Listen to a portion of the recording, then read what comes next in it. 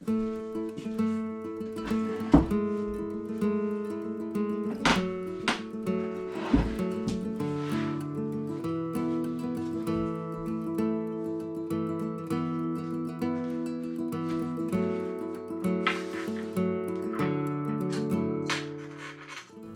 everyone, I'm Tsunani. Welcome to my new video. As most of you wished for, we will make a sketchbook session together with the Kuretake Gansai Tambi Art Nouveau Set.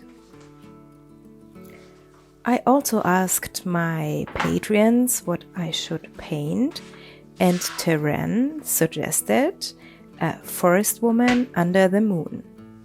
And I was immediately inspired from this idea. Thank you so much, Caran. So first I made a few sketches in my art creation sketchbook to bring my ideas together. This happened a few days ago. For the painting I used my Etchr Lab sketchbook with 100% hot pressed cotton paper.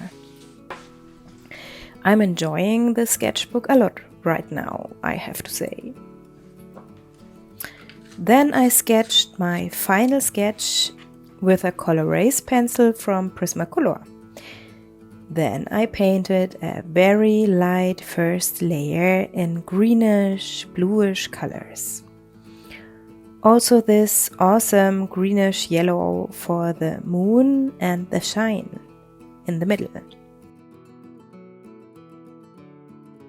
For me, it's always easier to start like this, so I have a plan where I want my lights and which colors I will use and where are my darks. From this point on, I only get darker with my colors in the same color family mostly. Later there will also come a few contrasts. You will see. Background layers also have the benefit that the color should shine through if you work very transparent. This could create wonderful effects, and also if you don't want to paint a few parts like the eyes of the woman here, for example, or other brighter areas, then these areas are not completely white in the end. They seem to, perhaps, but they have this very bright blue or green in this case here, so they look not too white. I hope you can understand what I'm trying to say. Then I will build up my second layer. This means painting all of the things like the trees, the moon, the woman in their colors, that you can paint details on top later. With the Kuretake paints, you have to be careful. They reactivate very easy and very fast, especially if you are using it more opaque, like a gouache. By the way, this is possible with them. They are kind of a hybrid between watercolor and gouache. Even very watered down transparent layers are very easy to lift up from the paper again.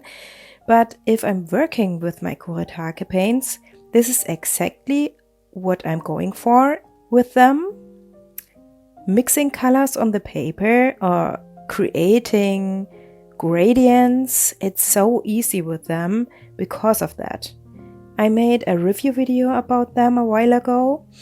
As I got them new, I will link it in my description, but since then I used them more and more, of course, and I have to say I learned a lot more about them and I always enjoy them a lot. Only be careful if you use them in your sketchbook, like I do here, because the pages could stick together in the end, and then your art will be wrecked if you try to open the spread again. So it's good to take a piece of paper and put it in between the pages. This will help. As I first tried them out, I thought mixing new colors out of them is not a good idea. The colors seem to become muddy, but now I think they can be mixed very good. And as you can see in this video, I'm mixing them all the time. It works very good. Perhaps I wasn't brave enough in the beginning. Then I watched videos from Vivi Gonzalez. Perhaps you know her. I will link her channel for you. She makes the most beautiful mixes with these Kuretake Art Nouveau Set, besides her very, very beautiful art style. You should check her out if you don't know her yet. Then I tried it more seriously by myself, and now I really like it. Sometimes we need a little push to try out new things. So as me.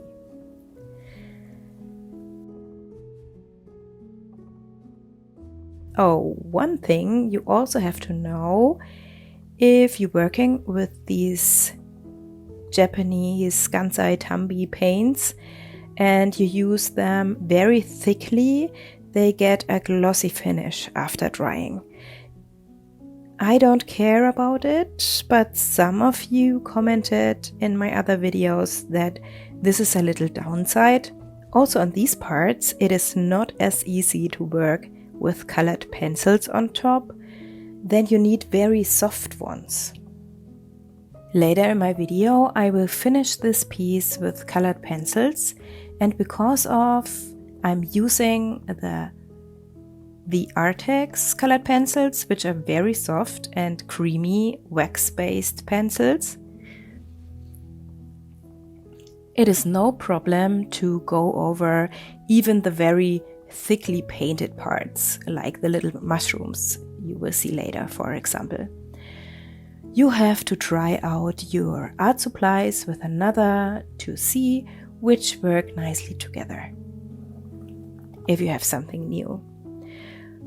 Oh, and what I also wanted to tell you, my art block seems to be gone. I'm not drawing or painting every day right now.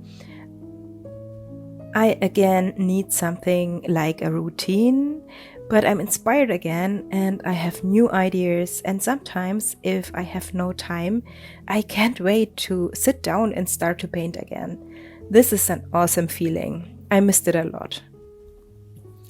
And the missing routine, I try to get it back with Inktober this year. I definitely will try to do this, to draw again every day for 31 days. In October. If you don't know what Inktober is, I will tell you in an upcoming video in which I will prepare for it. And then I will also know, I hope, which prompt list I will join. Right now I don't know yet. Perhaps I will create my own prompt list. We will see. In this video, I wanted to give you a closer view on my process. I think it worked quite nice to bring the cam and so you as well closer to my sketchbook. I hope you like it. The reason why I'm always painting nature-inspired motifs is I just love nature. I love plants, I love animals, I love to sit in the nature or walk through a forest. I love to listen to the sound of wind in the trees and the smell of the forest, the humming of all the insects flying around, flowers, birds. Nature is my biggest inspiration, I would say. Years ago, before I studied design, I was at an art school.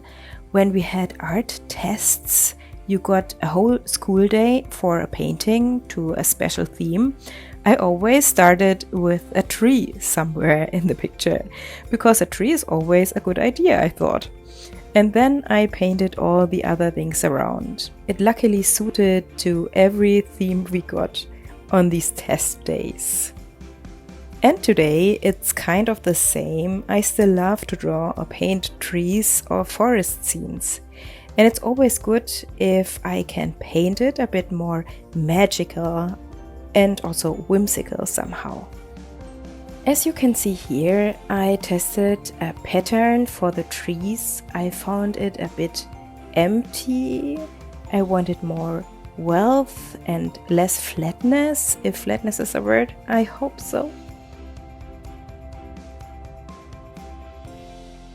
The painting part is now finished. I picked a few colors from my Arrtx Colored pencils to draw all the details, crisp lines, a few shadows, and finally finish this piece. I have to say the spread was so much fun. I really love the result. It is exactly what I wanted to have in the end, as my first ideas came to my mind. Sometimes everything seems to fit together and the flow is the right one. I have a little garden here on the house where I live. It's so good to see how nature changes over the year. I love to observe all the things going on. Since last fall, I have a little hedgehog house in my garden where I can feed the hedgehogs every day. They need our help because of the climate change. There are not enough insects anymore to eat for them. So right now I have 3 hedgehogs in my garden, which come every night to the feeding house to eat something. One day, a few weeks ago, I heard one of them coughing a lot. If hedgehogs are coughing, they have parasites in their lungs, so I secured her. It's a cute little girl, and brought her to a person who has a lot of know-how, so she gets medication and a lot good food for surviving the winter. Soon my little hedgehog girl can be picked up again and come home back in my garden, in her territory again. I'm looking forward this day. Because one feeding house is not enough, I ordered a second one that I can give them a lot good food. Then it's easier for them to survive winter. So this was my little hedgehog story. My garden is a bit wild, so the wild animals and birds and insects enjoy living here, I think. Because I'm not the most diligent garden person, but I think this is a benefit in this case. I'm also feeding the birdies in the winter until April or May every year. It's so much fun to look at them every day.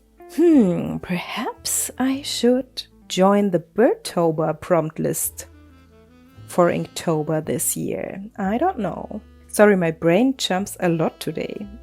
But perhaps you like to tell me if you are joining Inktober this year and which prompt list you think is the best. This would help me to make my own decision, I think. Thank you so much. Thank you so much for watching this video. I hope you enjoyed it. Please don't forget to leave a like and perhaps a comment if you like. You could also subscribe and click on the bell to support my channel and that you don't miss out any new content on my channel anymore. And a big thank you to my wonderful patrons. You are awesome. Then let's have a look at the close-ups together. Have an awesome week, my friends. See you next time. Yours, Tsunami.